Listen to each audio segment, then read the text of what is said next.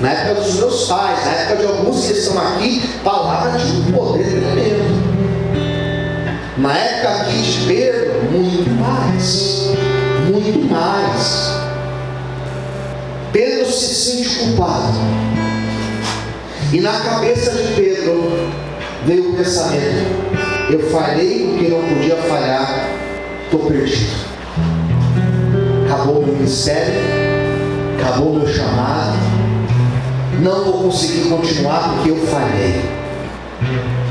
E Pedro vai embora, queridos. E Pedro vai retomar sua vida.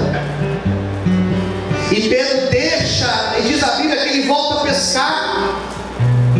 Diz a Bíblia que depois que Jesus morre e ele é sepultado, Pedro volta a pescar, ele deixa a obra, ele deixa o ministério. Apesar de serem poucos dias, mas é que Pedro tinha convicção: não tem mais como eu prosseguir, porque eu dei mancada, porque não poderia ter falhado. Até que Jesus ressuscita ao terceiro dia. Posso dar amém, queridos? Era domingo de manhã, quando as mulheres foram no sepulcro. E esse detalhe que eu li para vocês, só Marcos relata. O que Marcos disse? Pega a sua Bíblia de novo, por favor. Olha o que Marcos disse, capítulo 16, 7. Olha o que o anjo, olha o que aquele ser, aquele anjo disse para as mulheres. Versículo 7. Ide e dizer aos seus, está fraco, dizer aos seus discípulos e a... Eu pergunto para vocês, faz sentido? Não. Pedro, ele era discípulo, sim ou não, queridos? Se Pedro era discípulo, para que então diz, vai lá e diga para os discípulos e para Pedro?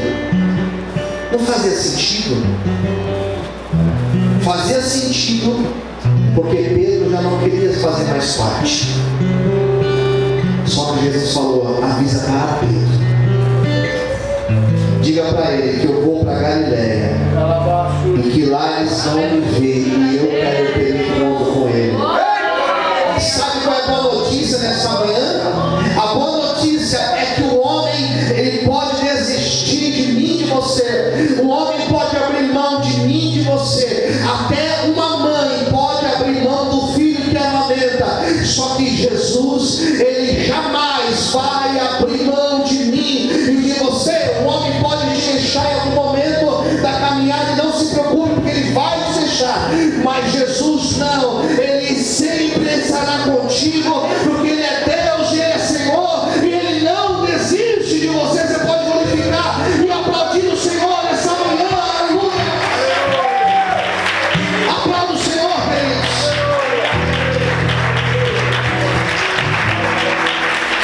Daí a pregação é: como que Jesus lida com aquele que falha? Ou seja, comigo e com você. Como que ele lida? Comigo e com você, que às vezes juramos para nós mesmos: eu nunca mais vou cometer esse erro, e passa o tempo e nós cometemos. Como ele lida comigo e com você, que temos todos os motivos do mundo para agradecer. Quem tem motivo para agradecer? Diga amém. Quem tem motivo para dizer glória a Deus aqui? Nós temos esses motivos, mas às vezes, ao invés de glorificar, nós murmuramos. Ao invés de fazer, nós ficamos de braços cruzados. Como que ele lida comigo e com você? Jesus, em primeiro lugar, não considerou o erro de Pedro. Porque Jesus foi lá e levantou Pedro: Pedro, tu me amas, então apacenta as minhas ovelhas. Lembra dessa passagem? Por 3 vezes. Como que Jesus lida com Pedro? Jesus não considerou o erro de Pedro. Jesus considerou a caminhada de Pedro.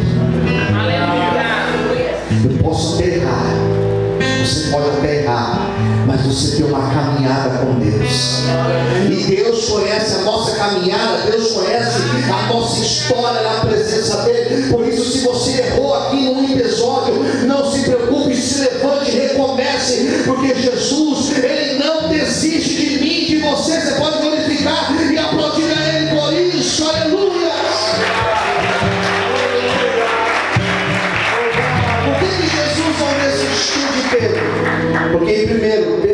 caminhada com Jesus. Posso falar amém, queridos?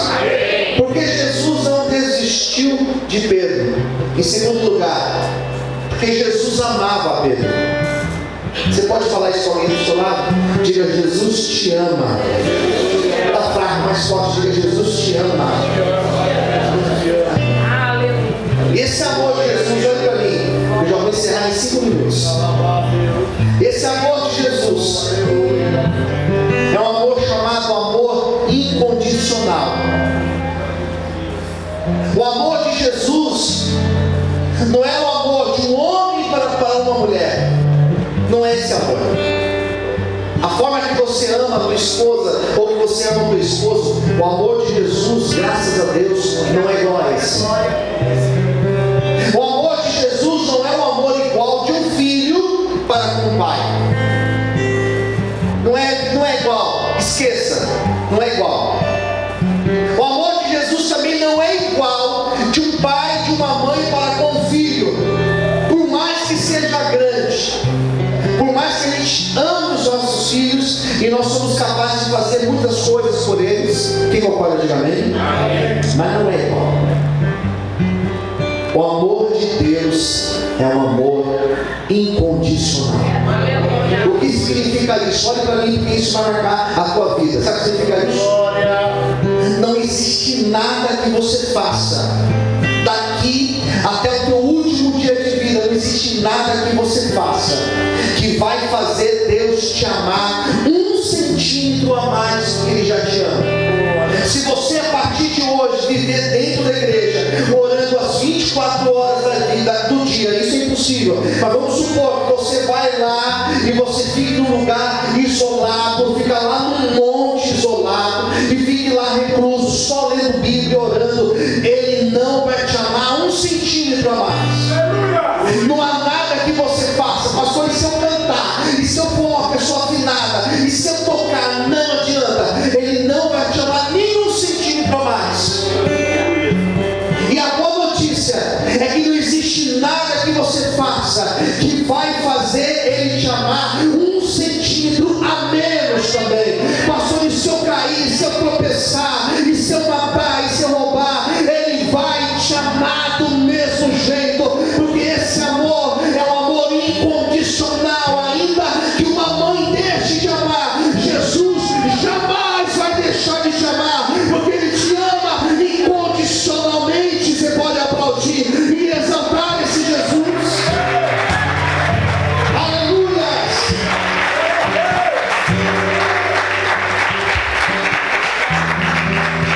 Em terceiro lugar, por que Jesus não desistiu de Pedro? Porque Jesus olhou para Pedro e Jesus viu que dentro de Pedro existia um potencial. Existe uma potência dentro dele. Existe um potencial em você. Diga para quem está perto de você. Diga: existe um potencial de Deus na tua vida que eu não vejo, talvez. Olhe para mim. Que talvez o pastor não esteja vendo. Que talvez a mãe não está vendo. Que talvez nem você sabe. Mas existe um potencial de Deus na tua vida. Existe uma chama de Deus dentro de você. Levanta a tua mão para o céu. Existe um chamado de Deus na tua vida. Existe uma capacitação. Pedro não sabia, mas ele seria o maior pregador para os gentios. Pedro não sabia, mas ele seria usado e até a sombra dele iria curar pessoas. Pedro não sabia, mas sobre a vida dele existe uma linda obra de Deus. Existe uma obra de Deus na tua vida. Aí é que o diabo tente te parar, te bloquear. Nada e ninguém vai impedir a obra de Deus sobre a tua vida. Em nome de Jesus, você pode glorificar e aplaudir o Senhor por isso. Aleluia! Aplauda o Senhor, queridos.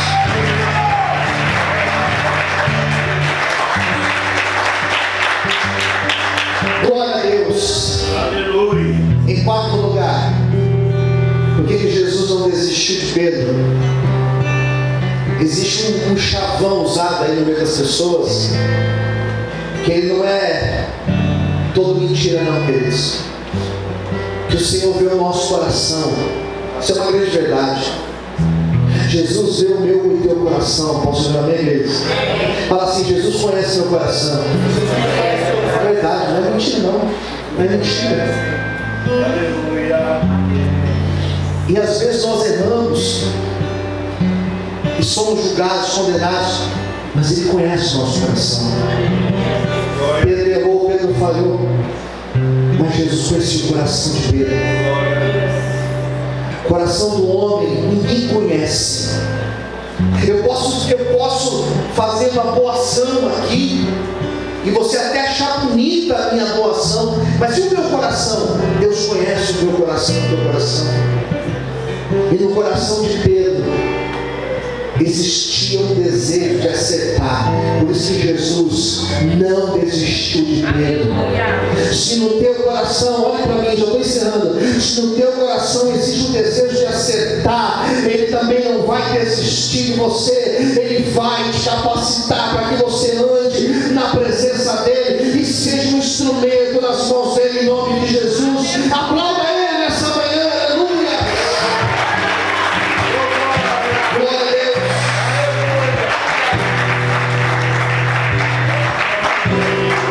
Em quinto e último lugar,